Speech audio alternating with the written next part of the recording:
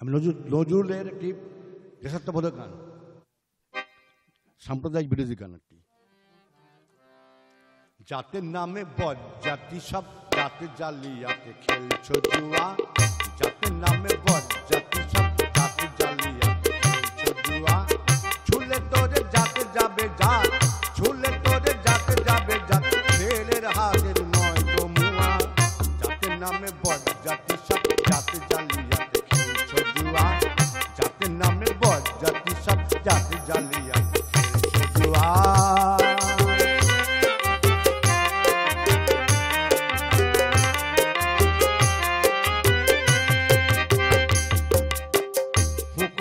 ভাতের হাড়ি ভাবি সেটে জাতির জান, জলার ভাতের হাড়ি ভাবি সেটে জাতির জান, তাই তো বেকুব করলি তোরা এক জাতিকে 100 খান। এখন দেখে ভারত জোড়া বসে আছে বাসি মরা, এখন দেখে ভারত জোড়া বসে আছে বাসি মরা। মানুষ নেই আছে শুধু, মানুষ নেই আছে শুধু, যাচ্ছে আলের ভোকা হুয়া। জাতের নামে জাতের নামে জাতের নামে বজ্জাতি সব জাতে জালিয়াতে খেলছো জুয়া।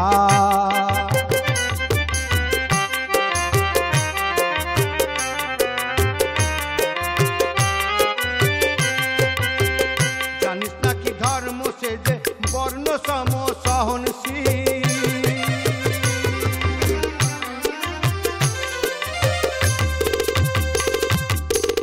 জানিস নাকি বর্ণ সে যে বর্ণ সম সহনশীল, তারে কি ভাই ভাঙতে পারে ছোঁয়া চুইর ছোট্ট ঢিল।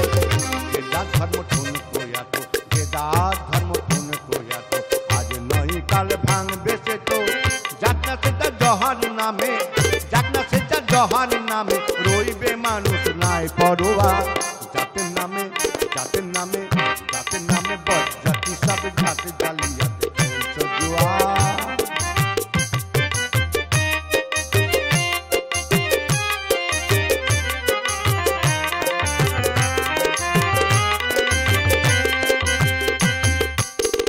বলতে পারি বিশ্বপিতা ভগবানের কোন সে জাত, বলতে পারি বিশ্বপিতা ভগবানের কোন সে জাত, কোন ছেলের তার লাগলে শোভা অসুচি হয় জগন্নাথ। বলতে পারি বিশ্বপিতা, বলতে পারি বিশ্বপিতা ভগবানের কোন সে জাত, কোন ছেলের তার লাগলে ছোঁয়া অসুচি হয় জগন্নাথ। ভগবানের জাত যদি না, ভগবানের জাত যদি না, ভগবানের জাত যদি না, তোদের কেন জাতের বাহার? তোরা ছেলের মুখে থুতু দিয়ে, ছেলের মুখে থুতু দিয়ে, মার মুখে দিতে ধূপের ধোঁয়া। জাতের নামে জাতের নামে জাতের নামে বজ্জাতি সব জাতে জালিয়াতে খেলছো জুয়া, জাতের নামে বজ্জাতি সব জাতে জালিয়াতে খেলছো জুয়া। ছুলে তোরে জাতে যাবে জাত, ছুলে তোরে জাতে যাবে জাত, ছেলে হাতের নয় তো মুয়া। জাতের নামে জাতের নামে জাতের নামে বজ্জাতি সব জাতে জালিয়াতে খেলছো জুয়া, জাতের নামে বজ্জাতি সব জাতে জালিয়াতে খেলছো জুয়া, জাতের নামে বজ্জাতি সব জাতে জালিয়াতে খেলছো জুয়া। বিখ্যাত গান। ফিরে এলাম বিরতির পর। আপনারা দেখছেন হাই নিউজ নিবেদিত কবি, শিল্পী, সুরকার, গীতিকার সুব্রত ঘোষাল পরিচালিত আপনাদের প্রিয় অনুষ্ঠান সুরের আকাশে। আজকে সুরের আকাশ অনুষ্ঠানে আমরা রবীন্দ্র নজরুলের শুধুই গান শুনছি। আজকের অনুষ্ঠানের থিম সবার হৃদয়ের রবীন্দ্রনাথ এবং চেতনায় নজরুল। বিরতির পর মানেই আপনারা জানেন আপনাদের সকলের চাহিদা মতো আমাদের অনুষ্ঠানের পরিচালক প্রত্যেক দিনই আপনাদেরকে একটি করে কবিতা উপহার দিয়ে থাকেন। আজও তার অন্যথা নেই। শোনাবো আজকের কবিতা। আজকের কবিতা তুমি আবার এসো কবি, রচনা কবি শিল্পী সুব্রত ঘোষাল। তুমি আবার এসো কবি, সুন্দর এই ধরাধামে, অন্য কোনো নূতন নামে জ্বালিয়ে তোমার জ্ঞানের প্রদীপখানি। তুমি আবার এসো কবি, তুমি কাব্যে, কথায়, গানে গানে নিত্য নূতন মনে মনে, বাজিয়ে বিনা চেতনা এনে, রাঙিয়ে দিও কলমের তুলি টানি। তুমি আবার এসো কবি, জীর্ণ জরা ধূসর মনে, নতুন আলোর স্বপ্ন এনে, ছন্দে সুরে সুরবিতানে, খুশিতে ভরিয়ে দিও ভুবনখানি। তুমি আবার এসো কবি, তুমি আবার এসো কবি, সুন্দর এই ধরাধামে, এই বাংলার অচেনা গ্রামে, ফুটিয়ে হাসি দুঃখী মায়ের মুখখানি। তুমি আবার এসো কবি, এই সুন্দর ধরাধামে, তুমি আবার এসো কবি, তুমি আবার এসো কবি। আজকের পর্বে আমরা দুই কবিকে ঘিরেই আজকে গান শুনছি, বাংলাদেশের কবি এবং পশ্চিমবঙ্গের কবি। দুই বাংলারই কবিকে নিয়ে আমাদের আজকের এই অনুষ্ঠান আপনারা দেখছেন। আজকে আমাদের অনুষ্ঠানের যিনি পরিচালক কবি শিল্পী সুব্রত ঘোষাল মহাশয় প্রত্যেক কবিকেই আহ্বান জানাচ্ছেন তার এই কবিতার মধ্য দিয়ে এই সুন্দর ধরাধামে এসে তার কাব্যে, কথায়, গানে গানে আমাদের সকলের মনোমুগ্ধ করতে, দুঃখী মায়েদের মুখে হাসি ফোটাতে এবং সকল কবিকেই আহ্বান জানিয়েছেন, এই বার্তাই দিতে চাইছেন তার এই কবিতার মাধ্যমে। আবারও কথায় ফিরবো, কিন্তু সরাসরি চলে যাব গানে দেবলদার কাছে। আমি গাওয়ার আগে বলে রাখি, নজরুল গীতি আমি খুব বেশি জানি না বা স্বচ্ছন্দ নই, কিন্তু ওই যে বললাম সুব্রত দা এমন একজন মানুষ যার অনুরোধ ফেলা যায় না, তাই চেষ্টা করার, তাই এই গানটা গাওয়ার চেষ্টা করছি। কেমন হবে আমি জানি না। আমি যার নূপুরের ছন্দ,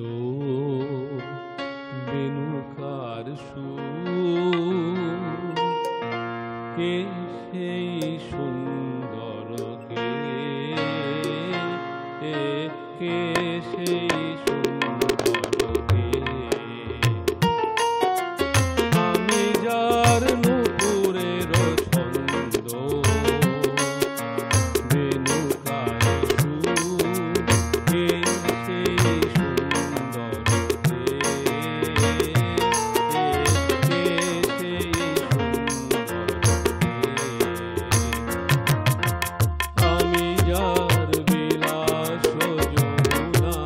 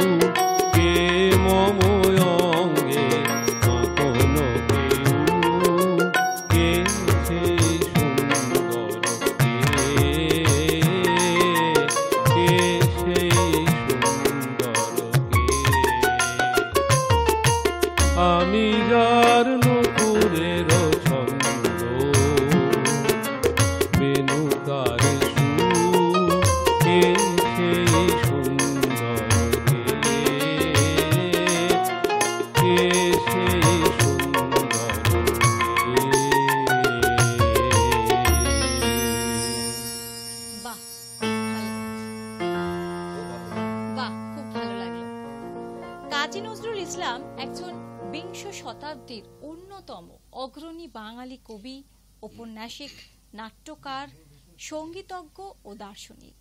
তিনি বাংলা সাহিত্য সমাজে ও সংস্কৃতির মধ্যে অন্যতম শ্রেষ্ঠ একজন ব্যক্তিত্ব।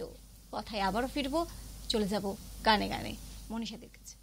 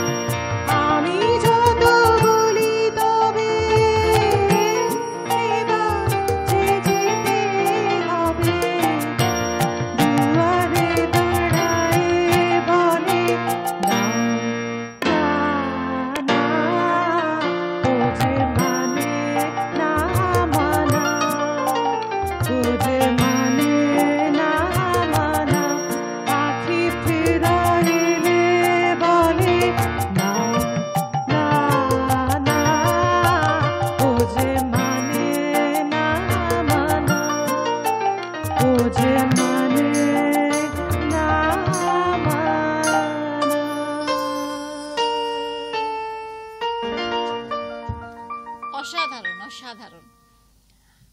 কথায় আবারও ফিরবো, কথা এখন বলতে পারছি না, কারণ এত সুন্দর সুন্দর একের পর এক গানে আমরা সমৃদ্ধ হচ্ছি, তাই আবারও চলে যাই মানবদার কাছে গানে গানে।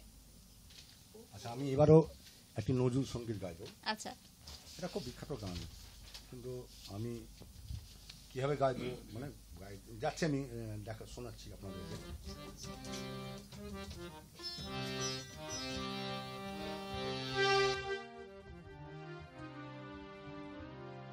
নূর জাহান, নূর জাহান, নূর জাহান, নূর জাহান, সিন্ধু নদীতে ভেসে এলে মেঘলা মোতির দেশে, ইরানি গুলিস্তান। নূর জাহান, নূর জাহান, নূর জাহান, নূর জাহান।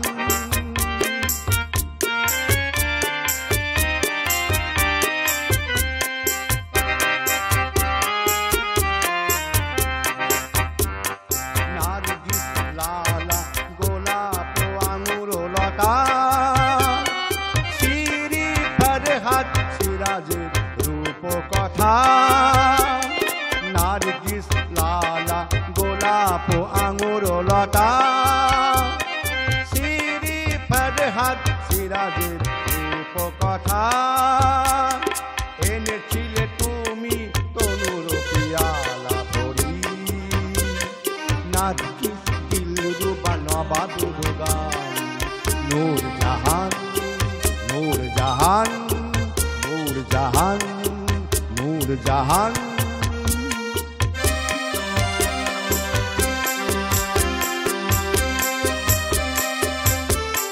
তব প্রেমে উন্মাদ ভুলিল সেদিন সে যে রাজা ধীরাজ চন্দন সম মাখিল অঙ্গে কলঙ্ক লোকলা যে কলঙ্ক লয়ে হাসে চাঁদ নীল আকাশে যাহা লেখা থাকে শুধু প্রেমিকেরই ইতিহাসে এতে চিরদিনই নন্দন ব্রহ্মচারী তবে সে কলঙ্ক প্রেমেরও সম্মান নূরজাহান নূরজাহান নূরজাহান নূরজাহান সিন্ধু নদীতে ভেসে এলে মেঘনা নদীর দেশে ইরানি গুলিস্তান নূরজাহান নূরজাহান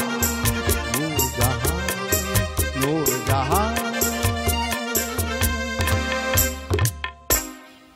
অসাধারণ অসাধারণ বাকরুদ্ধ হয়ে যাচ্ছে একের পর এক এত সুন্দর সুন্দর গান শুনে। এই প্রসঙ্গে একটা ছোট্ট কথা বলি, রবীন্দ্রনাথ ঠাকুর ও কাজী নজরুল ইসলামের মধ্যে বয়সের ব্যবধান বিস্তার হলেও কিন্তু তাদের মধ্যে সম্পর্ক ছিল মধুর। আমরা সকলেই জানি যে একজন সঞ্চয়িতার কবি আর একজন সঞ্চিতার কবি। 1919 সালে নজরুলের প্রথম কবিতা ছাপা হয় আর 1923 সালেই রবীন্দ্রনাথ ঠাকুর নজরুলকে কবি সম্বোধন করে তার বসন্ত নাটক উৎসর্গ করেন। এই দুই কবির মধ্যে যে সম্পর্কের নৈকট্য তা নিশ্চয়ই আপনারা বুঝতে পারছেন। আমরা সকলে যদিও সেটা জানি, এত সুন্দর একটি গভীর ভালোবাসা ছিল দুজনের মধ্যে। কথায় আবারও হবে, দেবলদার কাছে সরাসরি চলে যাই তাহলে গানে। এখন একটা রবীন্দ্রসঙ্গীত বরঞ্চ করি। আর নজরুলের যে সত্যি মানে একজন মানুষ জীবনের প্রথম থেকে এত দুঃখ কষ্ট সহ্য করে যে এত কিছু করে গেছেন। ওনার আরেকটা নাম ছিল দুখু মিয়া বলে, দুঃখ পেয়েছিলেন বলে, সেটা জাস্ট মানে ভাবা যায় না, চিন্তা করা যায় না। আর রবীন্দ্রনাথ ঠাকুরের জন্ম 61, ওনার হচ্ছে 1899-তে। তাদের মধ্যে সত্যি কথা যেটা বললে তুমি, একটা অসাধারণ সম্পর্ক ছিল, গুরু শিষ্যের সম্পর্ক। একদমই তাই।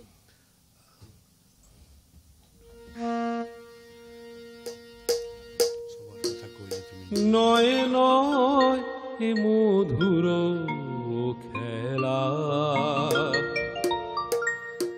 নয় নয় এ মধুর খেলা, তোমায় আমায় সারা জীবন সকাল সন্ধ্যা বেলা, নয় নয় নয় এ মধুর খেলা,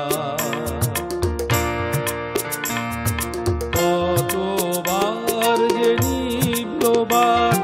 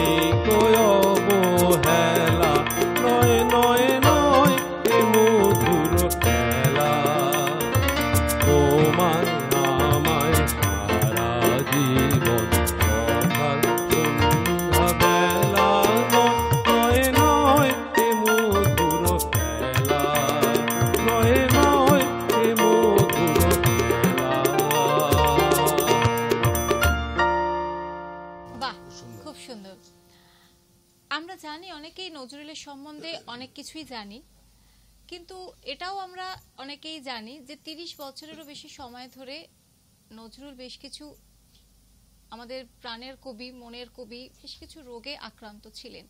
ডাক্তারবাবুর কাছ থেকে জানতে চাইবো যদি আপনি এটা একটুখানি বিশদে কিছু বলেন। এটা সত্যি, এটা খুব মানে অত্যন্ত গুরুত্বপূর্ণ একটা অধ্যায় আর কি। মানে যে জিনিসটা নিয়ে আমার একটা লেখা বেরিয়েছিল অনেক আগে, আচ্ছা, সেটা হচ্ছে নজরুল সম্বন্ধে দেখবেন বাজারে অনেক রকম মানে গুজব চালু আছে। কেউ বলেছিল ওনার নাকি নিউরোসিফিলিস হয়েছিল, যেটা একেবারে মিথ্যে কথা। কারণ 1942 সাল থেকে এটা প্রথম লক্ষ্য করা যায়, সেই সময় বাজারে সিফিলিসের ওষুধ পেনিসিলিন চলে এসছে, সুতরাং ওই যুক্তিটা খাটে না। আর যে মানুষটা সারা জীবন স্ত্রী, পুত্র বা সন্তানদের প্রতি মানে এত ভালোবাসা, শ্রদ্ধা জানিয়ে এসছে, তার ক্ষেত্রে ওই রোগটা হওয়ার সম্ভাবনা একেবারেই নেই। মানে শুরু হয়েছিল 42 সালে হঠাৎ করে একটা রেডিও অনুষ্ঠানে আর কি, জুলাই মাসে। জাস্ট উনি গল্পটা মানে বলছেন আর কি, বলতে বলতে হঠাৎ করে দেখা গেল তার মানে তার বক্তব্য শেষ হয়ে গেল, সেখানটাতে হট করে থেমে গেল বক্তব্যটা। মানে কি হলো কেউ বুঝতে পারলো না। সেসব নৃপেন্দ্র কৃষ্ণ চট্টোপাধ্যায় ছিলেন সঞ্চালক, তিনি ব্যাপারটা কোনো মতে সামাল দিলেন। তারপর দেখা যাচ্ছিল যেটা নাকি তার প্রায় হয়, যে হঠাৎ করে একটা কথা বলতে বলতে কথাটা ভুলে যাচ্ছেন, খেয়াল থাকছে না কোথায় গিয়েছিলেন, এই সমস্তগুলো হচ্ছে আর কি। তা ওটা 1942 সাল ভাবুন, মানে ওই সময় এমআরআই, সিটি স্ক্যান কিছু আবিষ্কার হয়নি। আর তারপর দেখা যাচ্ছিল আস্তে আস্তে উনার যেটা হচ্ছিল আর কি, যে মানে কথাবার্তা বলতে বলতে বলছেন, শুনছেন, কিন্তু লিখতে পারছেন না, বুঝতে পারছেন না, জিনিসটা তার আসছিল আস্তে আস্তে। তা সেই সময় মানুষ তাকে মানে পাগল আখ্যা দিয়েছিল, দিয়ে ওনাকে লুম্বিনীতেও নিয়ে যাওয়া হয়েছিল, সব ভুল রাঁচিতে নিয়ে যাওয়া হয়েছিল। তা উনি সেই সময় মানে যা অবস্থা আর কি, মানুষজনের সাথে কথাবার্তা ঠিক মতো বলতে পারছেন না, এক্সপ্রেস করতে পারছেন না। 1952 সালে প্রথম শ্যামাপ্রসাদ মুখার্জি তত্ত্বাবধানে একটা মানে কমিটি হয় আর কি, সেই কমিটি তাকে অস্ট্রিয়াতে পাঠায়। 10 বছরে তার যা ক্ষতি হওয়ার হয়ে গিয়েছে। সে জানা গেল যে তার রোগটার নাম হচ্ছে pigs disease, fronto temporal dementia. আমি একটু উদাহরণ দিই, যেমন ধরুন আপনি কাউকে জিজ্ঞেস করলেন তোমার নাম কি, সে তার উত্তরে বললো তার নামটা কি, বা এই গানটা কি গাইছেন উত্তরে বলল। তা এই রোগটা হচ্ছে যে অংশ থেকে আমাদের এক্সপ্রেশনের ব্যাপারটা চালু থাকে আর কি, মাথার অংশ থেকে, যে হয় লিখছি না উত্তর দিচ্ছি, তার সে অংশটা আস্তে আস্তে নষ্ট হয়ে যাচ্ছিল। অর্থাৎ তিনি সমস্ত বুঝতে পারছেন কিন্তু ঠিকমতো এক্সপ্রেস করতে পারছেন না। আর একটুখানি ভাবুন তো, একটা মানে দুরন্ত দামাল লোক যার সৃষ্টিকর্ম নিয়ে সারা জীবন কাটালেন, সে মানুষটা 46 সালে দাঙ্গা হচ্ছে, সে ঘরের মধ্যে বসে আছে, মানে জাস্ট কিছু বলতে পারছে না, কিন্তু বলতে চাইছে কিন্তু বলতে পারছে না। মানে কি সাংঘাতিক অবস্থা। আমি ভাবছিলাম চিন্তা করে আর কি, যে সে সব বুঝতে পারছে কিন্তু যখন বলতে চাইছে বা লিখতে চাইছে তখন সেই জিনিসটা এক্সপ্রেস করতে পারছে না। মানে এর থেকে দুঃখ আবার যত বড় অন্য কোনো ব্যাপারে কিছু আসে না। এবং আমার মনে হয় যে লাস্ট শতাব্দীর সবচেয়ে বড় সাহিত্যের ট্র্যাজেডি হচ্ছে এইটাই, যে নজরুলের শেষ 30 বছর একদম বাক শক্তি বিমুখ হয়ে বসে থাকা আর কি। এই সময় মেমোরি লসটা মানে পরে হয় আর কি, অন্য জিনিসগুলো আগে স্টার্ট করে। এই হলো সংক্ষেপে, কারণ এই সম্বন্ধে পরে বিশদে আমি না পরে একদমই তাই। আমরা অনুষ্ঠানের একদমই শেষ পর্যায়ে এসে উপস্থিত হয়েছি। দেবলদার গানের মাধ্যমে আমাদের আজকের অনুষ্ঠানের সমাপ্তি করার আগে, গানে যাওয়ার আগে আমি সকল অতিথি শিল্পীদেরকে ধন্যবাদ জানাই। আজকের এই বিশেষ অনুষ্ঠানে সবার হৃদয়ে রবীন্দ্রনাথ, চেতনায় নজরুল। এতক্ষণ আপনারা দেখছিলেন আজকের অনুষ্ঠান সুরের আকাশে। হাই নিউজকে ধন্যবাদ জানাই, সকল টেকনিশিয়ান বন্ধুদেরকে ধন্যবাদ জানাই। আর যাকে ধন্যবাদ না দিয়ে পারা যায় না, আমাদের আজকের অনুষ্ঠানের পরিচালক সুব্রত ঘোষাল মহাশয়কে ধন্যবাদ জানাই। টিভির ও প্রান্তে আপনারা যারা ছিলেন দর্শক বন্ধু, তাদেরকে ধন্যবাদ জানাই। এতক্ষণ সঞ্চালনায় আমি ছিলাম আপনাদের মাঝে নবীনা রায় মজুমদার। আজকে আপনারা অনুষ্ঠানটি দেখলেন দুপুর 1টা থেকে 2টো। আগামীকাল পুনঃপ্রচার সকাল 7টা থেকে 8টা। রাতে যদি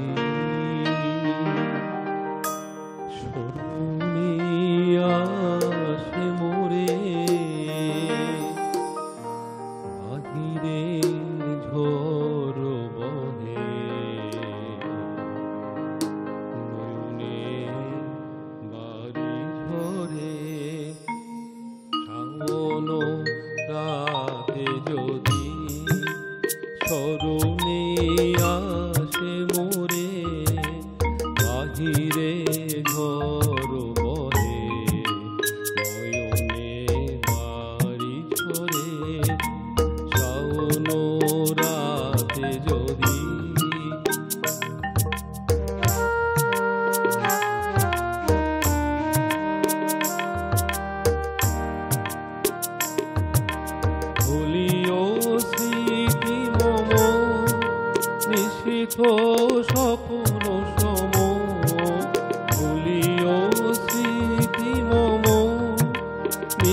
স্বপ্ন সম আঁচলের গাঁথামালা বেলিও কত পরে বাহিরে ঝড় বহে নয়নে বাড়ি ঝরে শাওন রাতে যদি